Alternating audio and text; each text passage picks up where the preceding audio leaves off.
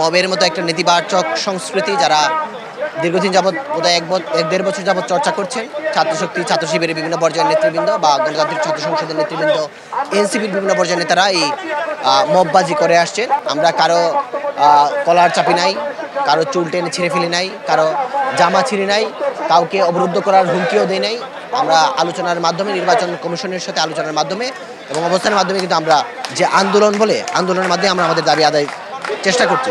ডাকসু বিপির কিন্তু একটা রাজনৈতিক পরিচয় আছে, তিনি একটা নির্দিষ্ট সংগঠনের পদে আসীন আছেন এবং আসলে একটা ছাত্র সংসদের প্রতিনিধি হলে অন্যান্য ছাত্র সংসদ বিষয়ে বা ক্যাম্পাস বিষয়ে মন্তব্য দেওয়ার প্রবণতা আমাদের মধ্যে সবসময় ছিল। আমরা মনে করি গণতান্ত্রিক ক্যাম্পাসগুলোর স্বার্থে সবার সব বিষয়ে কথা বলে হস্তক্ষেপ না করে কথা বলার প্রবণতাটা আমরা ইতিবাচকভাবেই দেখি। গতকালকে রাকসুতে যে ঘটনা ঘটছে, রাকসুর জিএস আমার যে কাজটি করেছেন অত্যন্ত ন্যাক্কারজনক এবং আগ্রাসী আচরণের মাধ্যমে তিনি তার যে চিন্তাভাবনা তার প্রতিফলন ঘটানোর চেষ্টা করেছেন এবং এটা প্রথমবার না, রাষ্ট্র নির্বাচনের আগেও তিনি একইভাবে কিন্তু বিভিন্ন ধরনের আগ্রাসী আচরণের মাধ্যমে, যেটাকে আমরা মব বলে থাকি, সেই মব তৈরির চেষ্টা করেছেন। এক্সট্রিম মশার কয়েল প্ল্যান্ট ফাইবার দিয়ে তৈরি, তাই সহজে ভাঙে না, সুগন্ধিযুক্ত ও নিরবিচ্ছিন্নভাবে জ্বলে। ডেঙ্গু, চিকুনগুনিয়া বাহি সহ যে কোনো মশার বিরুদ্ধে দেয় এক্সট্রিম সুরক্ষা। আমরা মনে করি যে বিশ্ববিদ্যালয়ের ক্যাম্পাসে ছাত্র শিক্ষকের যে সম্পর্ক, সেই সম্পর্কের মাধ্যমে পারস্পরিক সম্মান বোধের জায়গাটা রাখা উচিত এবং আমরা যে রাজশাহী বিশ্ববিদ্যালয়ের ছাত্রদল যে কর্মসূচি ঘোষণা করেছে যে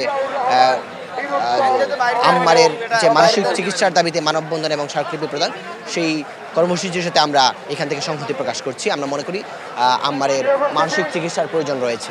ছাত্র শক্তির নেতা আবু বাকের মজুমদার গতকালকে বক্তব্য দিয়েছেন, আমরা এখানে মব করছি।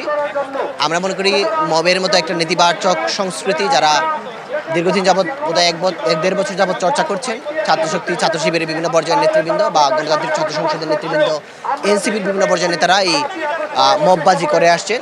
আমরা আপনারা দেখছেন গতকালকে থেকে এখানে অবস্থান করছি এবং আমরা শান্তিপূর্ণভাবে নিয়মতান্ত্রিক উপায়ে আমাদের দাবি আদায় করার চেষ্টা করছি।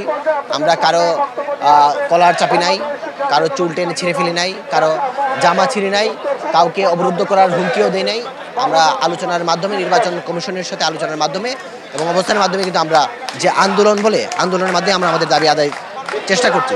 সুতরাং মবের সাথে আমাদের আন্দোলন সম্পূর্ণ ভিন্ন, বিপরীত জায়গায় আছে।